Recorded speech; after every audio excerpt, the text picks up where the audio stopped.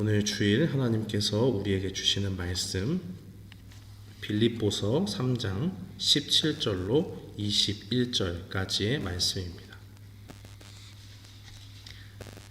신약성경 빌립보서 3장 17절로 21절까지의 말씀, 우리 다 찾으신 줄 알고 함께 봉독하겠습니다. 형제들아, 너희는 함께 나를 본받으라. 그리고 너희가 우리를 본받은 것처럼 그와 같이 행하는 자들을 눈여겨보라. 내가 여러 번 너희에게 말하였거니와 이제도 눈물을 흘리며 말하노니 여러 사람들이 그리스도의 십자가의 원수로 행하느니라. 그들의 마침은 멸망이요 그들의 신은 배요 그의 영광은 그들의 부끄러움에 있고 땅의 일을 생각하는 자라. 그러나 우리의 시민권은 하늘에 있는지라. 거기로부터 구원하는 자 곧 주 예수 그리스도를 기다리노니 그는 만물을 자기에게 복종하게 하실 수 있는 자의 역사로 우리의 낮은 몸을 자기 영광의 몸의 형체와 같이 변하게 하시리라. 아멘.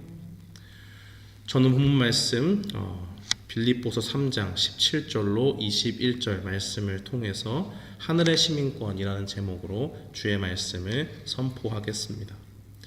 우리는 이 땅을 살아가면서 수많은 선생님들의 도움을 받고 살아갑니다. 유치원으로부터 또 중학교, 고등학교를 거쳐서 대학교에 이르기까지 수많은 스승들이 우리 가운데 있고, 그분들이 때로는 엄하게 우리를 훈육하기도 하고 때로는 자상하게 학생들을 가르쳐 주십니다. 자기가 알고 있는 모든 좋은 것을 알려주기 위해서 오늘도 애쓰시는 분들이 바로 선생님들이지요. 그런데 우리에게 늘 좋은 것들을 가르쳐 주던 선생님들이 갑자기 자기의 가르침과 반대로 행동하게 된다면 우리는 어떤 생각이 들게 되겠습니까? 그분들의 가르침이 정말 맞고 참 좋은 가르침이라고 해도 정작 그것을 가르치는 선생님들의 삶이 그와 다르다면, 완전히 정반대로 살고 있다면 우리는 실망하고 그 모든 가르침을 통째로 신뢰할 수 없게 될 것입니다. 빌립보 교인들에게 사도 바울은 복음을 가르쳐준 훌륭한 선생님과 같습니다. 자신들이 알지 못했던 예수 그리스도를 전해준 사람입니다. 바울과 그의 사역팀으로 인해서 그들은 세상에 많은 사람들이 헛되게 쫓던 그런 소망을 버리고 예수 그리스도를 믿게 되었고, 그로 인해서 구원의 은혜를 얻게 된 사람들입니다. 빌립보서 이 3장을 시작하면서 사도 바울은 강한 어조로 잘못된 가르침을 경계했습니다. 율법주의자들은 예수 그리스도를 믿는 믿음에 율법의 행위를 더해야지만이 구원을 얻을 수 있다는 그런 잘못된 가르침을 전했습니다. 그리고 오늘 이제 이 본문에서는 율법주의자들과는 반대로 방탕하게 이 땅을 살아가는 사람들과 자신을 비교하면서 그들의 가르침을 반박하고 있습니다. 그러면서 자기 자신을 가르침과 삶이 일치했던 좋은 본보기로, 좋은 선생님으로 그렇게 내비치면서 자신을 본받으라고 이야기하고 있습니다. 성도들을 하늘의 시민권을 가진 사람들이라고 이야기하고 있고, 그들이 이 땅에서의 살아야 될 그 모습들이 어떠한 것인가를 우리에게 말해주고 있습니다. 저는 본문 말씀을 통해서 우리가 하늘의 시민권을 가진 사람들로서 어떤 모습으로 이 땅을 살아가야 되는지 말씀을 통해서 선포하겠습니다. 사도 바울의 말처럼 우리는 하늘의 시민권을 가지고 있는 사람들입니다. 예수님을 믿음으로 구원을 받았습니다. 이 땅에 살고 있지만 여기는 우리의 영원한 거처가 될 수가 없지요. 여기는 그저 잠깐 거쳐가는 정거장에 불과합니다. 우리가 영원히 거할 곳은 주님이 예비하신 처소요, 이 땅에서 우리의 믿음을 지키며 영원한 나라로 들어가기 위한 준비를 해야 되는 것이 바로 우리의 모습입니다. 그 준비란 우리가 어떤 신분인지를 분명히 알고 하늘의 시민권을 가진 사람들로서 이 땅을 살아가는 것을 말합니다. 우리는 하늘의 시민권을 가졌음에도 불구하고 종종 우리가 착각할 때가 있지요. 이 땅에 머물면서 많은 사람들이 이 땅이 마치 영원한 것인 것처럼 살아갑니다. 그러한 사람들 속에 살다 보면 우리의 신분을 망각하고 우리가 지켜나가야 될 가치관도 버리고 잊고 잘못된 길로 빠질 수가 있다는 것입니다. 마치 우리가 살고 있는 현재의 삶이 우리의 전부인 것처럼 물들어가는 것입니다. 우리는 천국 시민인데 잠시 천국으로 향하는 이 경유지에서 오래 머문다고 해서 이 땅의 시민으로 살 수가 없음에도 불구하고 우리는 착각하는 것입니다. 바울의 말은 이와 같습니다. 우리가 이 땅에 살면서 이 땅을 딛고 살아가지만 궁극적인 우리의 목표는 이 땅에서 잘 먹고 잘 사는데 있지 않다라는 것입니다. 그렇다면 우리가 이 땅을 살아가면서 하늘의 시민으로서 정체성을 지켜나가기 위해서 우리의 신분을 또 잊지 않기 위해서 우리는 어떻게 살아가야 될까요? 첫 번째는 세속적인 욕심에 몰두하지 말아야 됩니다. 사도 바울은 본문 17절에서 자신의 모범 삼아서 자신과 같이 살라고 빌립보 교인들에게 증거합니다. 우리 중에 누군가가 예수님을 잘 믿고 복음의 내용을 잘 안다고 해도 함부로 자기를 좋은 예로 삼아서 말하기는 굉장히 쉽지가 않습니다. 아무리 좋은 선생님이라고 해도 하나님처럼 완벽할 수 없기 때문에 인간적인 연약함이 있고 이 땅에서 완벽하게 살 수 없기 때문에 자기를 좋은 예로 안다는 것은 굉장히 위험성이 있지요. 그럼에도 불구하고 빌립보 교인들에게 복음을 전했던 바울은 자신을 예로 들어서 자신을 본받으라고 말합니다. 이 17절 말씀에 본받으라라고 하는 말은 자기가 믿음의 예시가 되었다라고 이야기하는 것입니다. 그리고 17절 바로 뒤에 따라 나오는 말들을 보면 바울과 같은 그 삶의 모습을 본받았던 사람들의 삶을 주목해서 지켜보라고 이야기합니다. 사도 바울은 왜 이렇게 말하고 있을까요? 정말 자기가 보기에도 너무 완벽하기 때문에 도대체가 자기보다 더 거룩할 수가 없는 그런 사람, 더 거룩할 수 있는 사람은 존재하지 않는다라는 그런 생각으로 이런 말을 했을까요? 그렇지 않습니다. 로마서 7장에 보면 바울은 자신 속에 있는 그 고민을 토로하지요. 다른 사람과 마찬가지로 자기도 구원을 받은 하늘 시민임에도 불구하고 자기 속에 있는 이 죄의 욕심과 한편으로는 선한 마음을 품고 하나님의 뜻에 순종하고 나아가야 되는데 하는 이 고민 가운데서 늘 괴로운 고민을 겪는다고 이야기를 합니다. 마음에서는 늘 주님께 순종하고자 하는 마음이 있어요. 근데 내 마음은 내 마음대로 잘 되지가 않아요.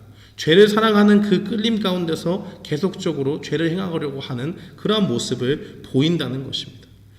자기도 사도 바울도 다른 사람과 마찬가지로 연약함 가운데서 끊임없이 죄와 싸울 수밖에 없는 연약한 인간이라고 고백하는 것입니다. 이렇게 연약한데 사도 바울이 어떻게 자기 자신을 좋은 본보기처럼 본받으라라고 그렇게 말할 수가 있었겠습니까? 사도 바울은 그리스도를 믿는다고 하면서도 세상에 물들지 않고 끊임없이 예수 그리스도를 닮아가기로 결단을 했던 사람이기 때문에 그렇습니다. 세상적인 욕심을 추구하면서 살던 사람들과 다르게 살았기 때문에 그렇습니다. 다른 사람들이 똑같이 죄의 유혹을 받습니다. 그들도 죄에 노출되어 있어요. 누구든지 죄를 지을 수 있는 기회가 있습니다. 그 가운데서도 사도 바울은 한 번 넘어져도 포기하지 않아요. 또 일어나서 선을 행하려고 하고 계속적으로 거룩함을 쫓아나가고 그가 몇 번 실패했는지는 중요하지 않습니다. 계속적으로 주님을 닮아가기 위해서 힘써 나갔던 그러한 모습을 가졌다는 것입니다. 사도 바울은 이러한 모습을 성도들이 담기를 바랬던 것입니다. 자신뿐만이 아니라 모든 성도들이 이와 같은 모습으로 이 땅을 살아가기를 원했습니다.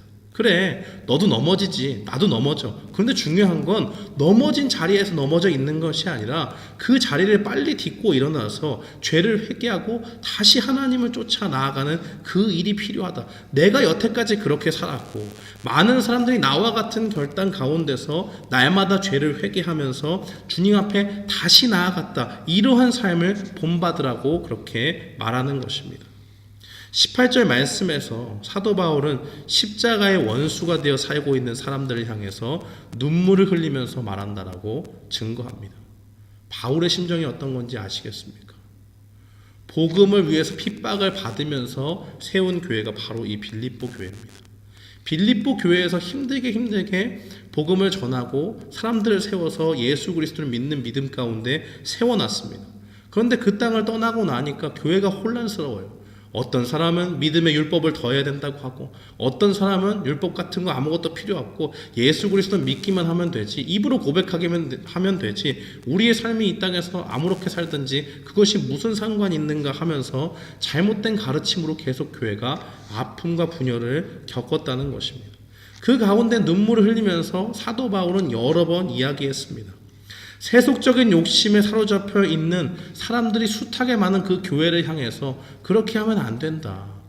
너희가 그리스도의 은혜를 받았기 때문에 하나님 앞에 거룩함으로 나아가야 되지, 세속적인 욕심에 사로잡혀서 마치 교회에 나와 있지만은 하나님을 믿지 않는 사람들처럼 그렇게 방탕하게 살면 안 된다. 한 번, 두 번, 세 번, 네 번, 수차례에 걸쳐서 그것을 이야기했습니다. 그런데 듣지 않는 사람들이 있었다는 것이에요. 그러니까 눈물을 흘리면서 정말 안타까운 심정을 가지고 다시 말씀을 전하는 것입니다. 사도 바울은 자신이 가졌던 세상에서의 지위와 또 보장된 미래와 유대인 청년으로서 지도자가 가졌던 그가 가진 모든 것을 복음을 위해서 던져버렸습니다. 아무것도 공로로 여기지 않고 다 배설물로 여긴다라고 그렇게 이야기했지요. 그러한 결과가 동족으로부터 마땅히 미움을 받고 핍박받을 줄 알았지만 그런 거 개의치 않고 예수 그리스도를 위해서 세상의 모든 자랑들을 버렸다고 하는 것입니다.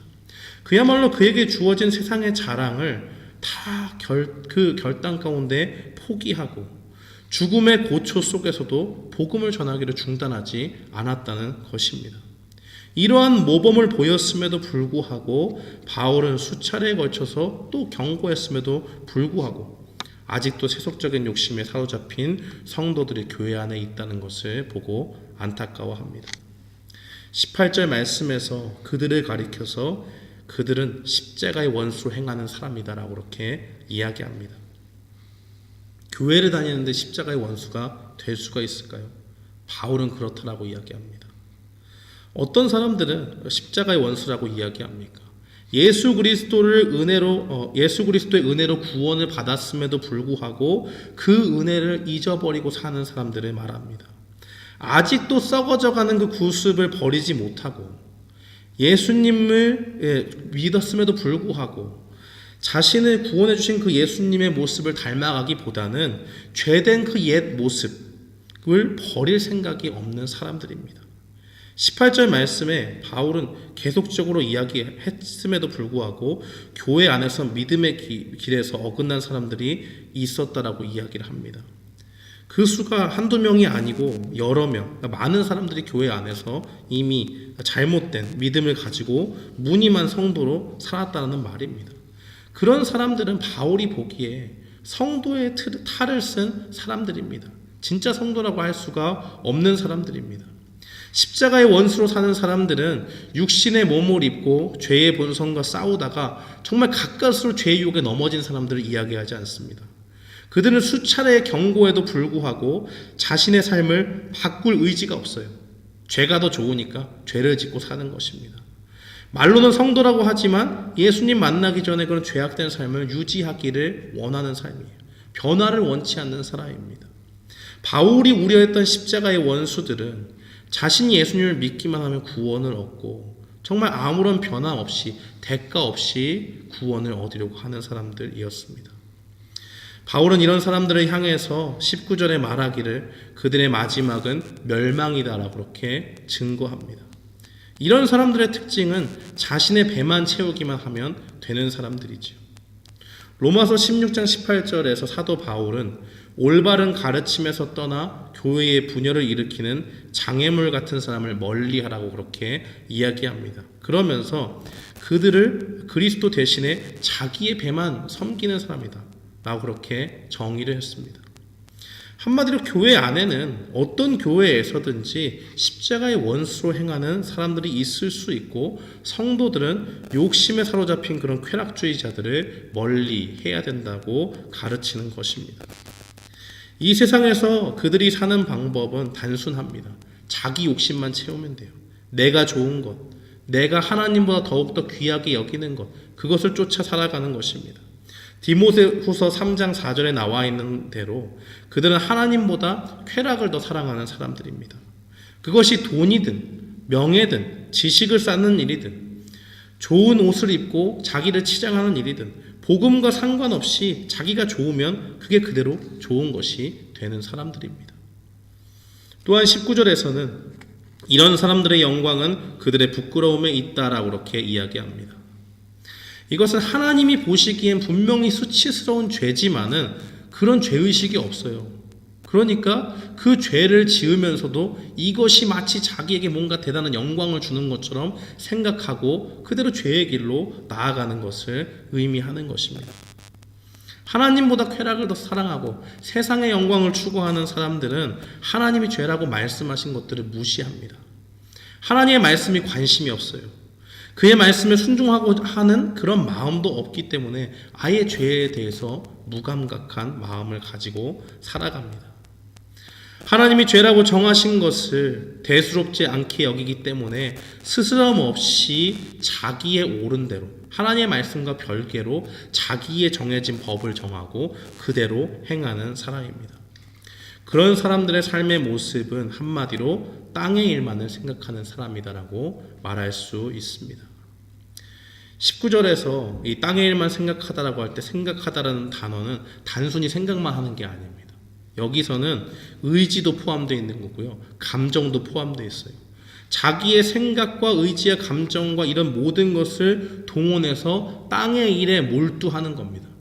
그러니까 주님을 조금 닮아가고자 하는 마음도 조금 있고 세상에서의 어떤 악한 습관도 버리지 못하는 그런 가운데서 어중간하게 갈등하는 사람이 아니고 하나님의 일에 관심이 아예 없습니다. 그냥 세상적인 일에 나의 관심사가 하나님보다 더욱더 쫓는 그러한 그 세상의 쾌락을 쫓아 나아가는 것이고 그거를 포기할 줄 모르는 도대체가 절제할 줄 모르는 사람들이라는 것을 기억해야 됩니다. 사랑하는 성도 여러분, 이 땅에서 천국 시민권을 가지고 살아가는 사람들은 이와 같이 세속적인 욕망에 사로잡힌 자들과 다른 길을 가는 사람들입니다. 천국의 시민은 이 지상교회에서 알곡과 가라지가 공존하는 그 상태에서 날마다 자기의 욕심과 탐심을 버려가는 사람들입니다. 갈라디아서 5장 24절은 증거하기를 그리스도 예수의 사람들은 육체와 함께 그 정욕과 탐심을 십자가에 못 박았다라고 그렇게 증거합니다. 사도 바울은 성도들을 향해서 정말 우리가 하늘의 시민권을 가진 사람들이라면 우리가 어떤 사람인지를 기억하라고 그렇게 말합니다. 우리는 그리스도 예수의 사람들입니다. 원래는 죄에 이끌리어 죄 가운데 멸망할 수밖에 없는 존재들이었습니다. 그런데 우리에게 어떤 일들이 일어났습니까? 하나님께서 우리가 죄인이었을 때에 우리를 직접 찾아오셨잖아요. 가장 귀한 독생자를 우리의 생명을 위해서 내어주시지 않았습니까? 죄로 죽을 수밖에 없던 우리를 살리기 위해서 하나님의 아들의 목숨과 우리의 생명을 바꿔주신 분이 하나님이십니다. 우리가 예수님을 주인으로 고백하고 하나님의 자녀가 된 이상 우리는 더 이상 하나님의 그 자녀가 된 이상 죄에 머물 수 없는 그리스도 예수의 사람이라는 것입니다. 세상 사람들과 같이 세상이 주는 즐거움이 우리를 만족시키는 기쁨이 아닙니다. 쾌락 속에서 인생의 목적을 찾는 사람들이 아니라는 말입니다. 이미 우리는 죄악된 본성을 가지고 있었지만 그것은 예수 그리스도의 십자가에서 죽으셨을 때 같이 함께 못 박아서 죽여버렸습니다. 더 이상 죄가 우리를 지배하는 주인이 될 수 없는 것이지요. 그렇다면 우리는 어떻게 살아야 됩니까? 이전에 우리를 더럽혔던 그 죄악의 모습들을 떨쳐 버려야 되는 것입니다. 하나님보다 사랑했던 우상이 우리 가운데 가득하다면 이것을 아픔을 감수하고 도려내는 작업들을 해야 되는 것이 그리스도 예수의 사람들이라는 것입니다. 지금도 여전히 사탄은 우리 마음속에 바울이 느꼈던 갈등을 우리에게 던져줍니다. 세속적인 즐거움에 익숙했던 우리가 그것에 마음이 이끌리게 되면 이번에 죄짓고 회개하면 되지 이게 뭐 큰 문제가 되냐 한 번뿐인데 라고 하면서 날마다 우리의 마음을 흔들어 놓고 우리를 유혹합니다. 이런 유혹 속에서 우리에게 우리가 기억해야 될 것은 세속적인 삶의 모습이 결코 예수 그리스도의 사람들에게 어울리는 것이 아니라는 것을 기억해야 됩니다. 그리스도께서 십자가에 달려 돌아가셨을 때 죄는 이미 우리 가운데서 죽었습니다. 힘을 잃어버렸습니다. 우리가 더 이상 죄의 종노릇하지 않습니다. 우리가 예수님을 믿음으로 완전히 새로운 새 생명을 우리 가운데 하나님께서 주신 것입니다. 그렇기 때문에 이전과는 다른 삶의 방식으로 죄와 세상의 욕심을 탐하는 삶에서 완전히 돌아서야 한다는 것입니다. 성령님께서 우리 가운데 역사하셔서 성도들에게 세속적인 욕심이 우리를 유혹하려고 할 때마다 말할 수 없는 탄식 가운데 우리를 위해서 기도하십니다. 우리에게 주님의 말씀을 깨닫게 하시고 순종의 사람들이 될 수 있도록 우리를 도와주십니다. 사랑하는 성도 여러분, 오늘도 우리를 사로잡고 있는 세상적인 욕심이 있습니까? 쾌락이 있습니까? 우리가 하나님보다 더욱더 귀하게 여기는 우상의 문제들이 있습니까? 아직도 변하고 싶지 않고 내려놓기 싫은 그런 죄의 욕망들이 우리 가운데 있습니까? 그렇다면 우리가 천국 시민임을 기억하시기 바랍니다. 우리가 주님보다 더욱더 사랑하는 것, 우리의 생각과 감정을 사로잡아 하나님보다 더 사랑하는 것이 있다면 그것은 분명히 죄입니다.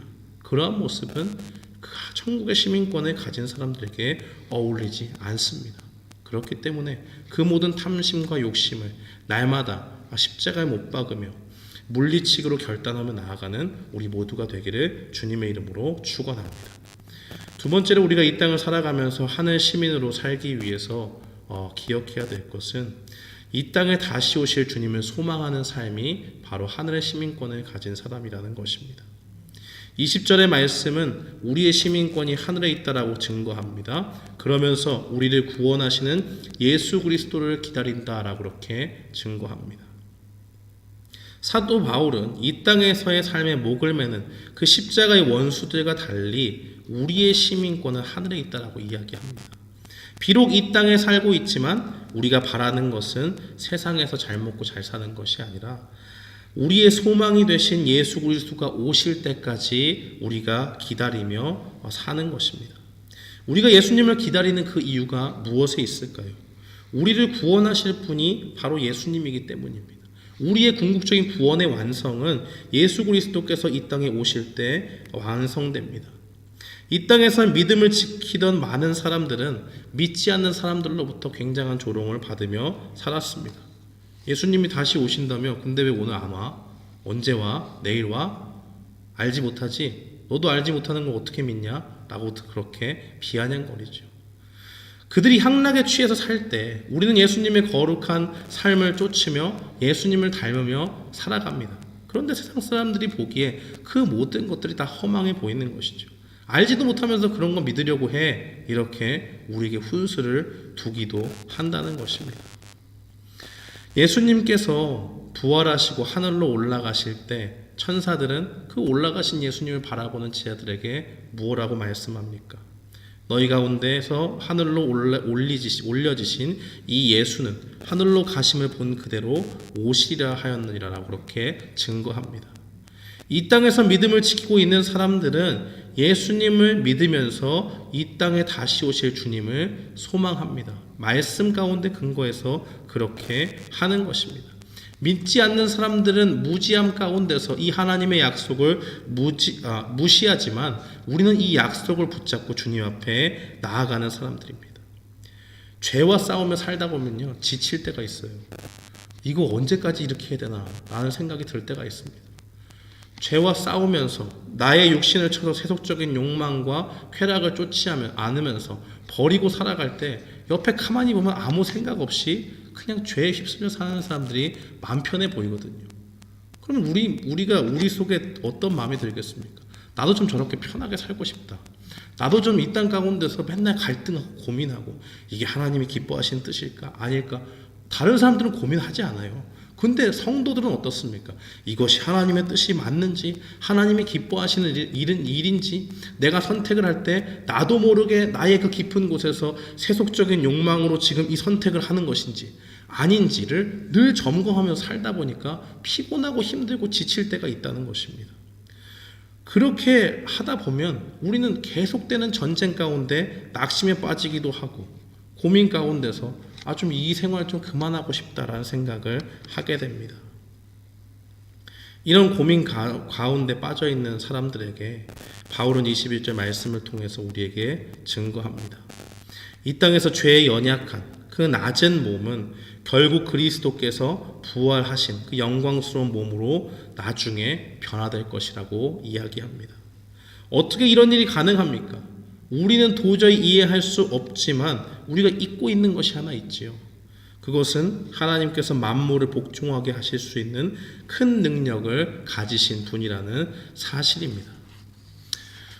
우리의 힘으로는 도저히 할 수가 없다고 해서 하나님이 불가능한 것이 아니라 하나님은 온 세상을 다스리십니다. 모든 만물들을 복종시켜 그 위에 계신 분이십니다. 그러한 능력을 가지신 분이 하나님께서 우리를 온전한 거룩의 상태로 변화시켜 주실 줄 믿습니다. 우리는 죄와의 싸움 속에서 지칠 수 있고 그 가운데 좌절할 수 있지만 우리의 소망이신 예수 그리스도께서는 이 땅의 성도들을 구원하기 위해 약속하신 말씀대로 다시 오실 것입니다. 그날이 되면 더 이상의 죄의 유혹도 우리를 흔들지 못합니다. 우리가 겪는 인생의 고난도 다 끝나게 됩니다. 하나님께서 지금 우리가 가진 연약한 육신을 주님을 닮은 거룩한 몸으로 바꿔 주십니다. 그와 같은 변화가 우리에게 기다려져 있고 약속되어져 있습니다. 우리는 주님이 오시는 그날에 하나님이 주신 그 영광의 몸을 받을 줄 믿습니다. 사랑하는 성도 여러분, 우리는 이와 같은 소망을 가지고 이 땅을 살아야 될 줄 믿습니다. 죄와 싸우는 순간순간 우리는 지치고 힘들고 좌절하고 낭망하기도 합니다. 그러나 이 싸움이 계속되어야 되는 이유는 우리 주님이 결국에는 죄에 연약한 육신을 그대로 두지 않으시고 우리를 공고한 가운데 빠뜨려 두지 않으시고 주님이 부활하신 거룩한 몸과 같이 우리도 주님을 닮은 거룩한 모습으로 바꿔주시는 그때가 오기 때문입니다. 구원의 완성이신 예수님께서 오신 그 날에 이러한 변화가 우리를 기다리고 있습니다. 그러므로 우리는 이 땅을 살아가면서 주님이 다시 오실 그날을 기대하면서 세속적인 욕심이 우리를 지배하지 못하도록 끝까지 죄와 싸우며 나아가는 하늘의 시민권을 가진 성도들이 되어야 될 줄 믿습니다. 오늘 이 말씀을 마음에 새기면서 우리 모두는 천국의 시민권을 가지고 이 땅에서 세속적인 욕망과 싸워나가는 믿음의 용사들이 되기를 주님의 이름으로 축원합니다. 아멘.